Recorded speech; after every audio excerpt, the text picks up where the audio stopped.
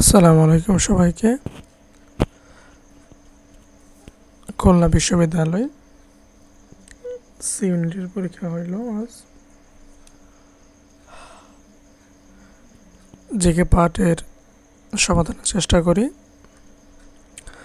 প্রথম প্রশ্ন হচ্ছে, যদি ম্যাঙ্গোকে NBMHP হিসেবে কোড করা হয় তবে অ্যাপলকে কিভাবে কোড করা যাবে?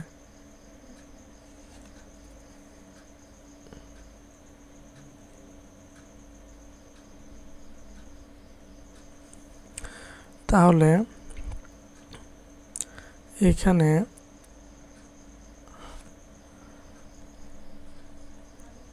এম কে কোড করা হয়েছে এনে, তারপরে একে কোড করা হয়েছে বিতে,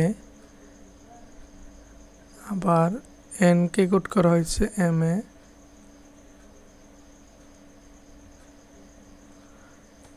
বাকি আছে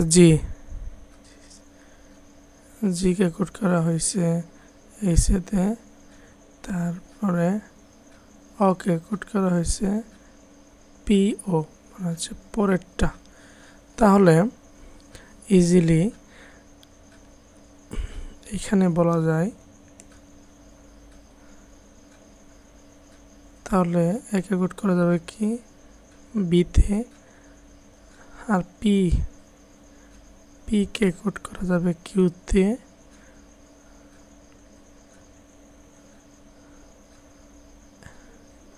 এল কে কোড করা যাবে পরের সংখ্যাটায়,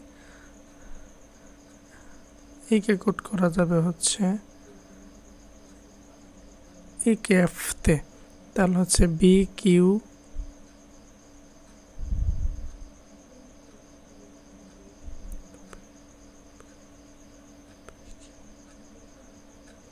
হ্যাঁ এখন দেখেন B Q Q M F, B Q Q M F easily হয়ে যায়। তাহলে অ্যান্সারটা হচ্ছে কত? এ। দ্বিতীয় প্রশ্নটা হচ্ছে, একটি আদর্শ ম্যারাথন কত কিলোমিটার হয়ে থাকে? এটার উত্তর হচ্ছে 42.2 কিলোমিটার।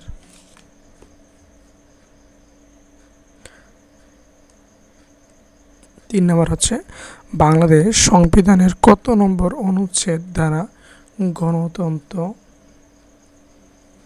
ও মানবাধিকার নিশ্চিত করা হয়েছে?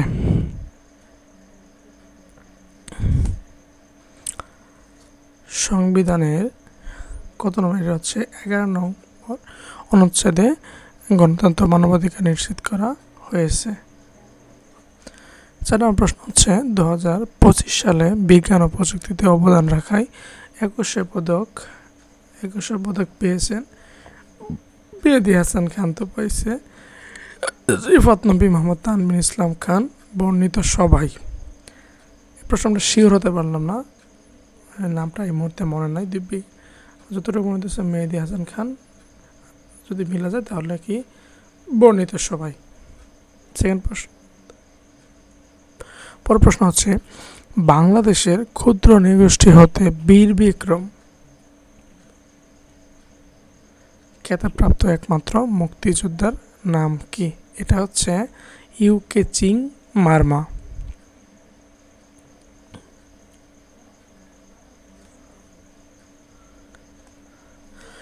পরের প্রশ্ন, বাংলাদেশে কততম সাংবিধানিক সংশোধনীতে নির্দলীয় তত্ত্বাবধায়ক সরকার ব্যবস্থা চালু হয়? কততম সংশোধনীতে? এটা হচ্ছে 13তম সংশোধনীতে নির্দলীয় তত্ত্বাবধায়ক সরকার ব্যবস্থা চালু করা হয়। বাংলাদেশ কত সালের মধ্যে টেকসই মানে এসডিজি সাস্টেনেবল ডেভেলপমেন্ট গোলস অর্জনের পরিকল্পনা করেছে? এটা হচ্ছে 2030 সাল পর্যন্ত। বেল্ট অ্যান্ড রুট ইনিশিয়েটিভ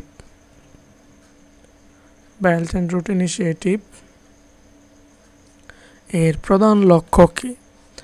চীন কর্তৃক এটি বাণিজ্য চুক্তি প্রতিষ্ঠা।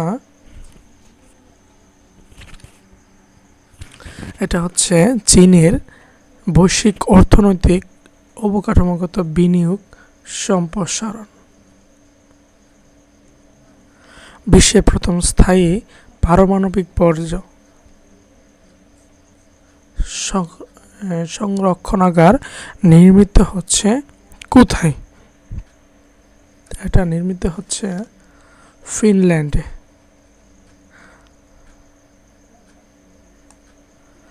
সম্প্রতি দ্য রাইট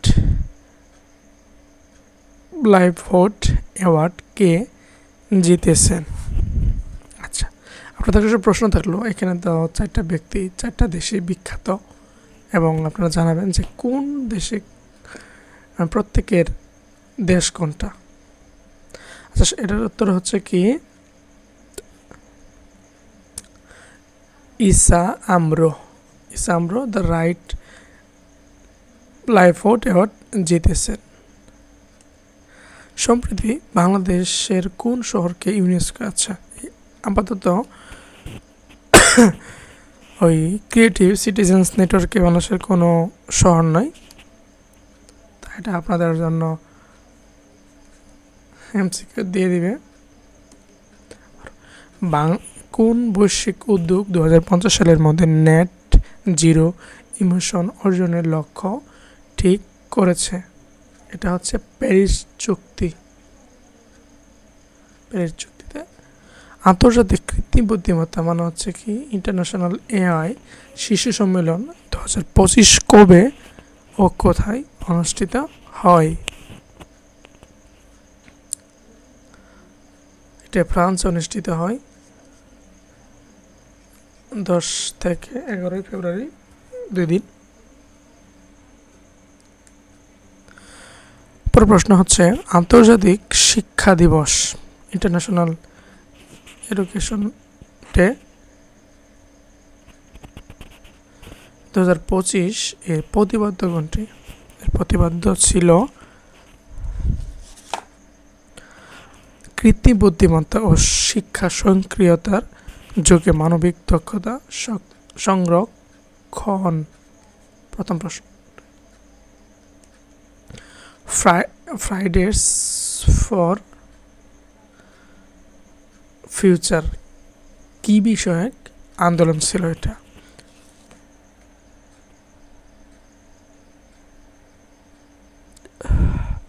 এটা ছিল হচ্ছে জলবায়ু পরিবর্তন সম্পর্কে আন্দোলন।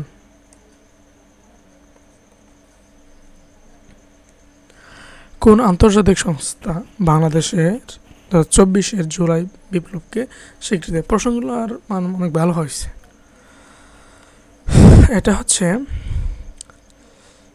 জাতিসংঘ দিছে, স্বীকৃতি দিচ্ছে যে জুলাইয়ের গণ অভ্যুত্থানকে স্বীকৃতি দিয়েছে। পরের প্রশ্ন, নিচের কোন চুক্তিটি স্বাক্ষরের মাধ্যমে প্রথম বিশ্বযুদ্ধের সমাপ্তি ঘটে? এটা হচ্ছে ভার্সাই চুক্তির মাধ্যমে প্রথম বিশ্বযুদ্ধের সমাপ্তি হয়। আপনারা যারা জানেন যে প্রথম বিশ্বযুদ্ধের শেষ কত সালে হয়, কমেন্টে জানাবেন। পরের প্রশ্ন, মহাকাশে ছায়াপথ অধ্যয়নের জন্য সম্প্রতি উৎক্ষেপণ করা টেলিস্কোপটির নাম কি? ছায়াপথ এটা হচ্ছে অনেকবারই আসছে, হচ্ছে জেমস ওয়েব টেলিস্কোপ। এই টেলিস্কোপের মাধ্যমে ছায়াপথ অধ্যয়ন করা হচ্ছে। টুরিং টেস্টের উদ্দেশ্য কি? টুরিং টেস্টের উদ্দেশ্য হচ্ছে এআই এর ক্ষমতাটা পরীক্ষা করা। এআই নিয়ে খুব দ্বিধাদ্বন্দ্ব হচ্ছে, যুদ্ধ হচ্ছে, যুদ্ধ হবে। নিচের কোনটি ভাইরাসজনিত রোগ? ভাইরাসজনিত রোগ হচ্ছে পোলিও। আর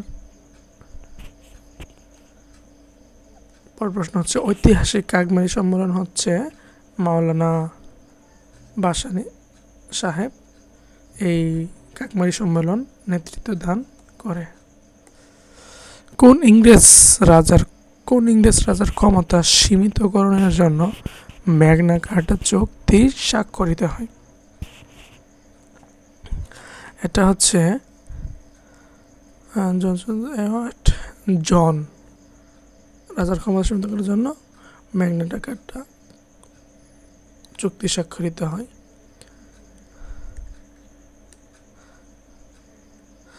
পাহাড়পুর বৌদ্ধ বিহারের নির্মাতা কে ছিলেন? পাহাড়পুর নির্মাতা ছিলেন হচ্ছে ধর্মপাল। কিছু কিছু প্রশ্ন আছে যেগুলা জানা যায় এবং সম্প্রতি কিছু প্রশ্ন আসছে, কিন্তু প্রশ্নের মান স্ট্যান্ডার্ড। পরের প্রশ্ন হলো যে বাংলাদেশ কোন দেশ থেকে সবচেয়ে বেশি বৈদেশিক রেমিটেন্স পায়? তা আমরা দিতাম মালয়েশিয়া বা সৌদি আরব, কিন্তু বর্তমানে সংযুক্ত আরব আমিরাত থেকে সবচেয়ে বেশি রেমিটেন্স পাচ্ছে বাংলাদেশ।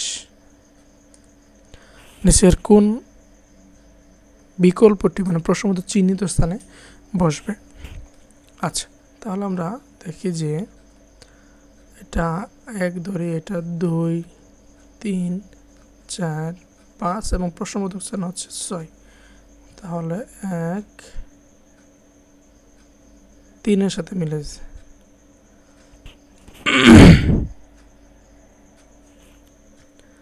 এবং 2, 4-এর সাথে, 1, 3-এর সাথে, 2, 4-এর সাথে, 4, 6-এর সাথে, 1, 3-এর সাথে, 2, 4-এর সাথে, 4, 6-এর সাথে। দেখেন তাহলে এটার বিপরীত এটা হয়েছে, এটার বিপরীত এটা হয়েছে, তাহলে এটার বিপরীত এটা হয়েছে। হ্যাঁ, তাহলে এটার বিপরীত কি হবে? মানে হচ্ছে 1-এর বিপরীত হয়েছে 3, 2-এর হচ্ছে হলো 4, 2-এর হচ্ছে 4, 4-এর কত হবে? 4-এর হবে 6। তাহলে 4 নিচের দিকে আছে, তার বিপরীত দিক কত হবে? এটা আছে হচ্ছে বি নাম্বার অ্যান্সারে, উত্তরটা হচ্ছে সঠিক বি। ওকে, পরের প্রশ্ন হচ্ছে বাংলাদেশ গুম বিষয়ক আন্তর্জাতিক কনভেনশনে কততম দেশ হিসেবে যোগদান করে? এটা হচ্ছে 76তম দেশ হিসেবে গুম বসে নিজেরা গুম করে ফেলায়, এসব থেকে বের হয়ে আসতে হবে। যদি কাগজকে কাঠ বলা হয়, কাঠকে খড়, কাঠকে খড়, খড়কে ঘাস, ঘাসকে বন, বনকে নদী বলা হয়, তবে আসবাবপত্র দিয়ে কি তৈরি করা হয়? কাঠ, কাগজকে কাঠ, কাঠকে খড়, খড়কে ঘাস, ঘাসকে বন। এটা দেখা লাগবে। এটার অ্যান্সার হচ্ছে খড়। সেটা একটু, এই বিষয়টা একটু চিন্তার। তো পরের প্রশ্ন হচ্ছে কোন সংস্থা বাংলাদেশের প্রথম ন্যানো স্যাটেলাইট তৈরি করছে? এটা হচ্ছে ব্রাকের BCSIR-ও না, বুয়েটও না, ডিইও না, ব্রাক ইউনিভার্সিটির তে বাংলাদেশের প্রথম ন্যানো স্যাটেলাইট তৈরি করা হয়েছে। তারপর হচ্ছে বিশ্ব দাবায় সর্বকনিষ্ঠ চ্যাম্পিয়ন কে? এটা হচ্ছে কয়েক জানুয়ারিতে মনে হয়েছে, এটা সুকেশ ডোম্বারাজু সর্বকনিষ্ঠ চ্যাম্পিয়ন হয়েছে। ব্রিলিয়ান্ট, ব্রিলিয়ান্ট বয়।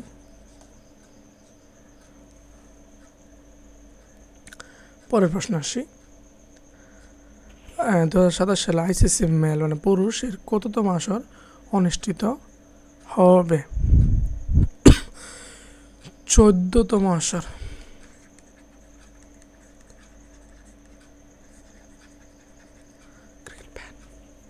তাহলে আচ্ছা 2027 সালে, তাহলে আপনারা কমেন্টে জানাবেন যে কোন দেশে অনুষ্ঠিত হবে, কোন কোন দেশে, কোন কোন দেশে অনুষ্ঠিত হবে, ক্রিকেট ফ্যানরা জানাবেন। তো আপনাদের পরীক্ষা কেমন হয়েছে জানি না, বাট আশা করি পরীক্ষা ভালো হয়েছে। আর এর বাংলা এবং ইংরেজি ভালো হয়েছে মোটামুটি সবারই। এখন চান্স পাওয়ার অপেক্ষায়। যারা ভালো পরীক্ষা দিছে ভালো হবে, যারা মন্দ দিছে টেনশন নাই, আরও সুযোগ আসবে। তো থ্যাংক ইউ এভরিওয়ান, দেখা হবে শীঘ্রই নতুন প্রশ্ন সমাধানে। আসসালামু আলাইকুম।